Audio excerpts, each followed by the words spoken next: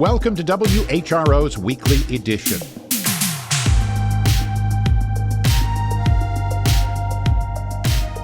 I'm Doug Boynton. In this week's program, the president of Newport News Shipbuilding, Jennifer Boykin, may not have had plans to go to Moscow, but in the latest, she's now barred from entering the country. Rising water levels and other climate change factors threaten the local barrier islands. Katherine Hafner travels to Hog Island with researchers working to study the situation. In the natural setting, we have a unique opportunity in Virginia to examine how the islands change over time. And the Virginia Center for Investigative Journalism at WHRO continues its Democracy at Work series. But first, this news update from NPR.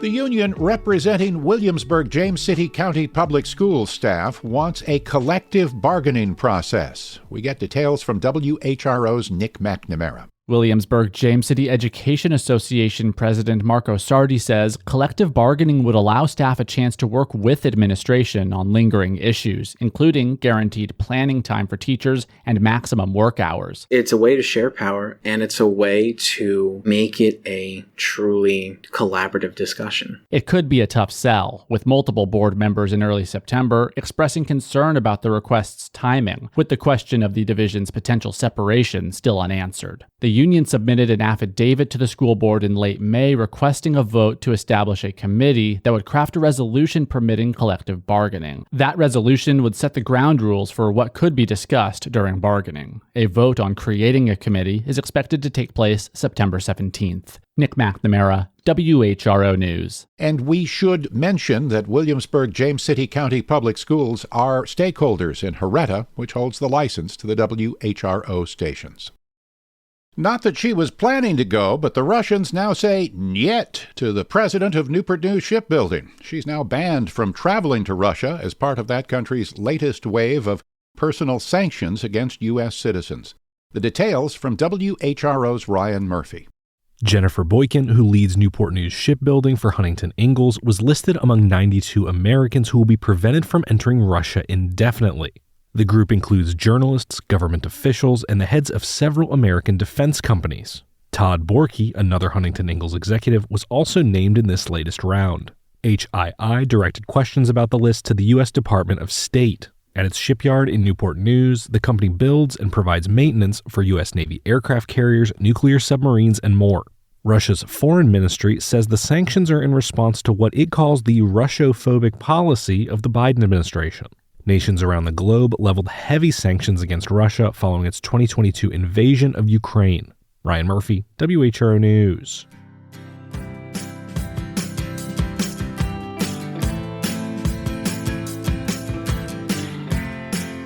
Virginia's barrier islands help protect the eastern shore by bearing the brunt of storms, but those islands are at risk from rising sea levels and other impacts of climate change.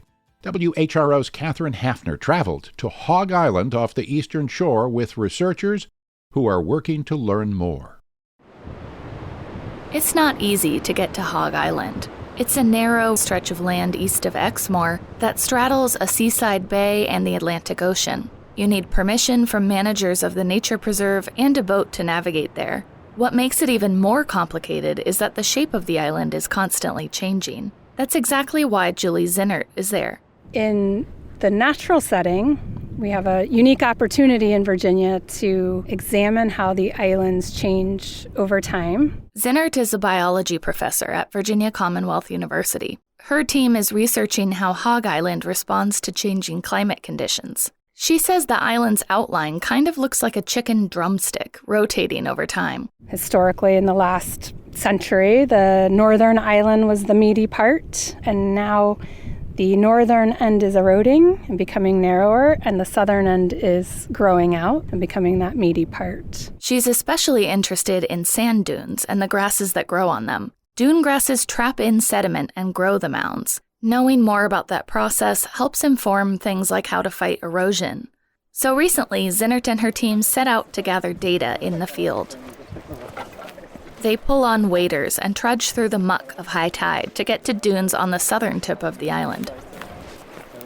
Grasses grow all over these dunes, but only some are part of the VCU experiment. Zinnert's group planted several plots a few months earlier. Now it's time to collect samples and see how they've grown. You want to kind of dig around just to preserve as much of the root as you can, and then dig down under. Anne Scialino is a graduate student focused on coastal plant ecology. She says humans often use these plants to protect shorelines, but a lot of times when they plant the dune grasses, the plantings are not very successful. A lot of times they die. So the goal of this project is to find the best planting design to help the plants survive better, which saves money. Saves money and potentially saves houses or communities.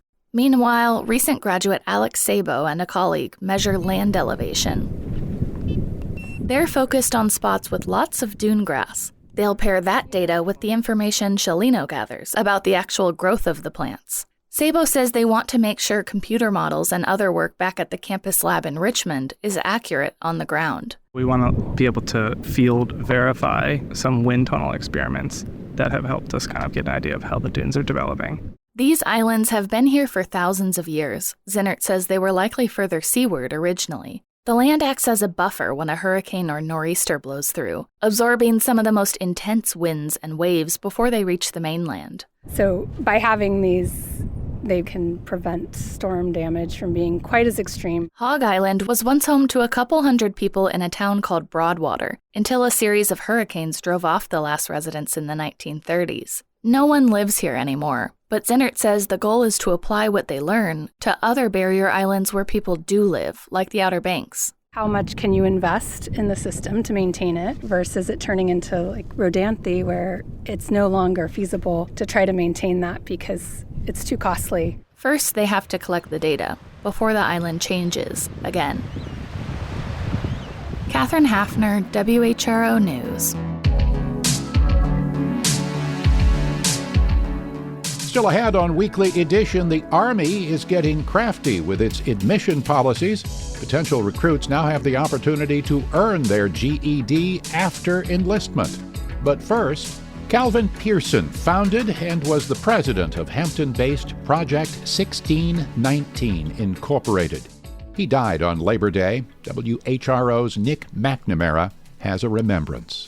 Friends and colleagues describe Calvin Pearson as motivated, determined, even visionary. He helped create Project 1619, a nonprofit created to correct the narrative about the first Africans taken to Virginia and their point of landing at what's now Fort Monroe. Brother Calvin Pearson, he made it a very important part of his life, as all of us did. He worked very hard on the vineyard. All of us together brought Project 1619 to where it is right now. That's co-founding Project 1619 member Bill Wiggins. Pearson, Wiggins, and others corrected misinformation about African American history on historical markers and led the effort to see an African landing memorial installed at Fort Monroe. A homegoing service is planned for Pearson at First Baptist Church of Hampton at 11 a.m. on September 10th. Nick McNamara, WHRO News.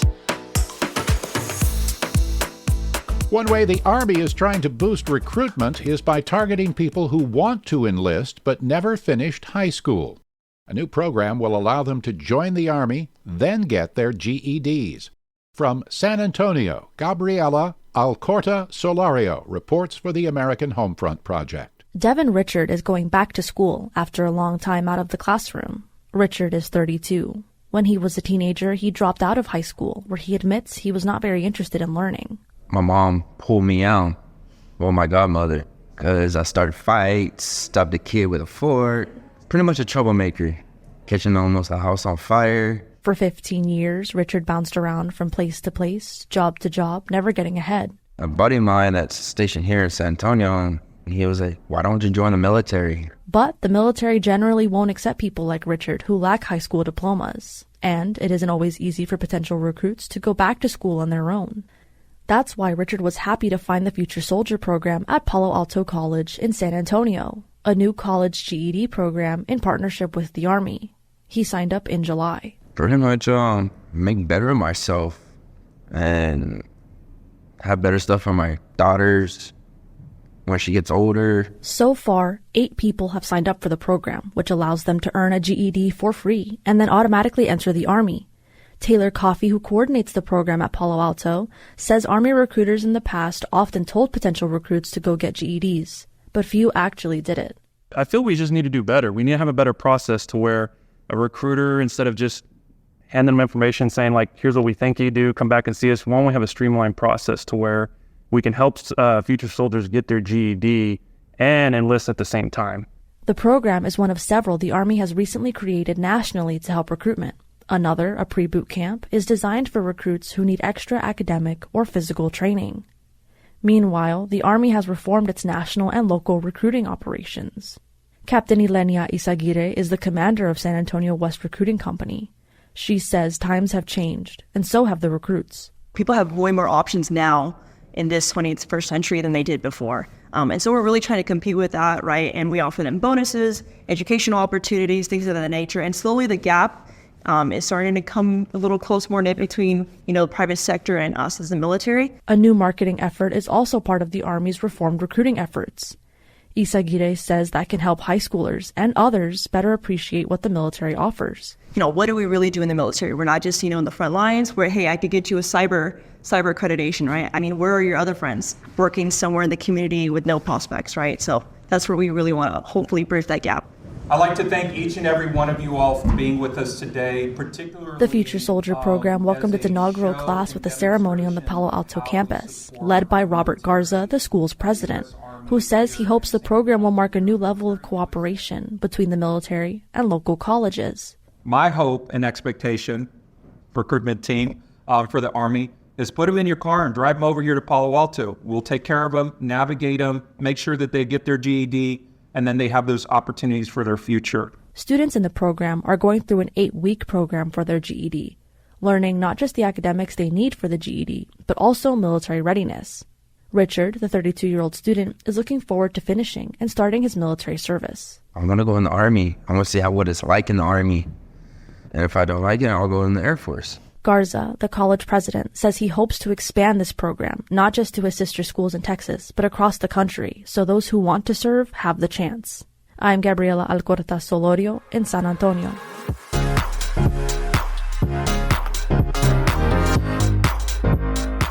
This is WHRO's Weekly Edition. Remember, for any stories you've missed, you can visit us on the WHRO smartphone app or all social media platforms. Uncertainty in the Tar Heel State. The North Carolina State Board of Elections is not sure when it will start sending out requested absentee ballots. As WUNC's Rusty Jacobs reports, the board has to reprint the ballots without Robert F. Kennedy Jr.'s name on them, a process that could take up to 2 weeks.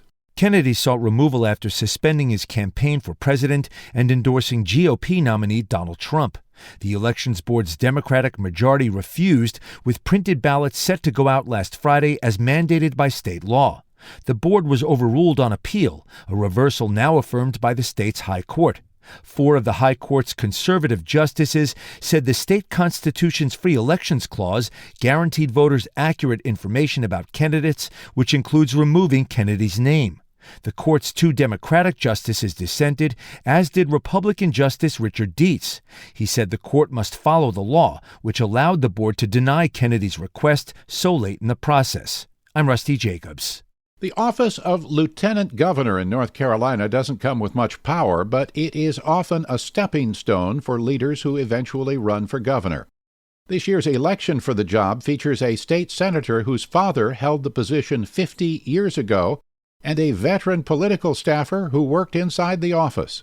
More on that from WUNC's Colin Campbell. With current Lieutenant Governor Mark Robinson running for governor, Democrat Rachel Hunt and Republican Hal Weatherman are seeking to replace him. The 2 candidates have sharp contrast in their views on abortion, education policy, and elections oversight. Hunt is a Charlotte attorney who served in the legislature since 2019, and her father is former Governor and Lieutenant Governor Jim Hunt. She sponsored legislation to loosen abortion restrictions. I was the primary sponsor of the Codify Roe v. Wade bill in the Senate, and that's exactly what I think we should go back to. The freedoms women had for reproductive health care rights here in this country for 50 years. Weatherman, who is a top aide to former Lieutenant Governor Dan Forest, wants additional abortion restrictions beyond the 12-week ban passed by the GOP legislature last year. I would like to see a 6-week, what I consider, what most people call a heartbeat ban, only because I think we as a culture, most people will accept that the death of a life, happens when the heart stops beating. The lieutenant governor presides over state senate sessions, but only casts a vote if there's a tie, so it's unlikely the winner of this year's campaign will determine future abortion policy. The lieutenant governor has a more active role on education, serving on the State Board of Education and the Community College Board. Weatherman says he wants the state to expand apprenticeship programs and ban subjects like diversity, equity, and inclusion from the classroom. I want to get those out of the classroom and go back to the basics. I want to teach cursive. I want our kids to know cursive, and I want people to know why. It's not just a feel-good thing. I want our kids, our future generations, to be able to read the founding documents of our nation in its original script without having to be dependent on somebody who may or may not, like a teacher, who may or may not agree with those principles. Hunt's campaign focuses more on increasing education funding and teacher pay. She's critical of the legislature's actions on education, such as requiring lesson plans to be posted online. Our teachers are professionals. They need to be treated that way and paid that way. And right now they are being treated very badly, which is why we have a 10,000 number teacher shortage in the state. Election oversight is another issue that has come up in the race. Weatherman leads a nonprofit group called the Electoral Education Foundation, which collects data on voter registrations and ballots. If someone feels that they need to contest an election, they need to have immediate access to actionable data that may or may not prove a case for fraud or for, that their race was upside down, didn't go the way they wanted. Weatherman wants to create an oversight function in the lieutenant governor's office to monitor the state board of elections, but Hunt says that's a bad idea. We have the safest system here in North Carolina of any state in the country. We do not need the lieutenant governor's office injecting itself into the state board of elections. They know what they are doing. Since the office doesn't have much power to set policy, each candidate has their own strategy for how to promote their agenda. Weatherman says he'll work with the legislature like he did when Dan Forest was in the job. I'm going to continue that process, what we did in Dan's office. And when there's something I want to advocate, draft my own bill and find a member to introduce it for me and help champion it. Hunt is likely to face a Republican legislature if she's elected. I would travel around like I've been doing for over a year and a half now and listen to people in every area of North Carolina about what their needs are. Both candidates aren't ruling out a run for governor at some point in the future. I'm Colin Campbell.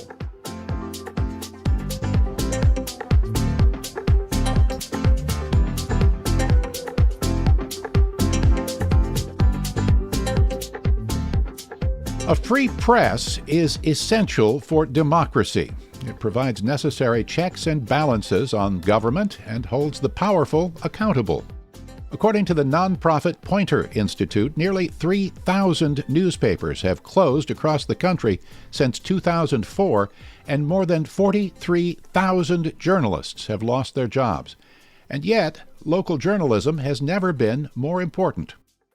In the second of our multi-part series, Democracy at Work, we'll hear from Ann Adams. She owns and publishes The Recorder, a 147-year-old weekly newspaper serving citizens in Highland, Bath, and Allegheny counties in Virginia. She's bucking the trends and bringing her readers vital news on their community. A newspaper of record, it's not just for legal purposes. It's really the first draft of history. Once you realize how critical that is, then it just motivates you. It's like, I want to help my community. No, you're the reporter. Yep. Okay, I got to get everybody. No, I didn't know her, but this newspaper's followed the story. My name is Ann Adams. I'm 56, and I'm the owner and publisher of The Recorder, a weekly newspaper serving Highland, Bath, and Allegheny counties. I was an art major, but my mother bought a farm here, and the minute I graduated from college, she's like, come up and renovate for me. I was living up on the side of this mountain. It was just stunning. And I was like, I don't think I want to go on to the city, which was my original plan. But I needed a job. The paper at that time was owned by a man named Lee Campbell, and he was looking for a part-time sales rep. I was only 21, maybe. He trained me in ad sales. Eventually worked my way up into typesetting, and he had me writing features pretty quickly. So during that time, I learned every aspect of the business, all of it. A recent report from the Poynter Institute found 130 newspapers closed over the course of 2023, and that since 2005, the U.S. has lost nearly 2,900 newspapers and 43,000 journalist jobs. Highland is the least populated county in Virginia, by far. It's also got the lowest income level. And what I just learned early on was the newspaper in a place this small can have a very positive effect. I have seen communities who've lost their paper. I'll be damned if that's going to happen here, if I can help it, because we've met up against some stuff that could have changed the environment, the quality of life forever, like no going back. One of the things you can't stand about social media is that you're getting so many different points of view, so much information that's just plain old wrong. If the recorder wasn't here, that's what they'd be left with. When they read the paper, then they are armed with all of the government information, all of the decisions that are being made, what's happening in the school system, and it sort of creates a unified source of here's what we can trust is true. If you don't have a free press, if you don't have journalists, good, experienced journalists willing to do a lot of work, spend a lot of time making sure that the right information is published where everybody can see it, then you're going to end up with an ignorant population. Because folks wouldn't do that kind of work on their own, would they? We all have a stake in how our government, our lives are guided and governed.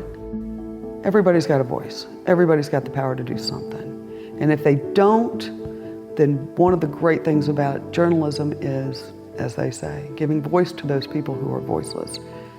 We can help. We can help do that. We can help educate them. We can help get them answers. You have this experience of, hey, I can make a difference. Really make a difference. I mean, that's meaningful work. It's hard, and no, you don't make money, but it's meaningful work. I mean, I can look back on 35 years and go, I did something good. I did something right for people. For VCIJ at WHRO, this is Christopher Tyree.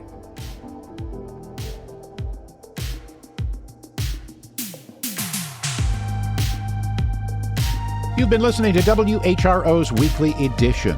We had help today from Katherine Hafner, Barry Graham, Steve Walsh, Ryan Murphy, and Nick McNamara. Rusty Jacobs and Colin Campbell with WUNC, Gabriela Alcorta Solorio for the American Homefront Project, and thanks as always to Connor Worley who produced today's broadcast. A reminder, you can always catch full episodes on the Weekly Edition podcast feed, and you can get news updates at WHRO.org, the WHRO Reports podcast feed, and 24 hours on the WHRO smartphone app. For all of us at WHRO and WHRV, I'm Doug Boynton. Stay safe. Be well.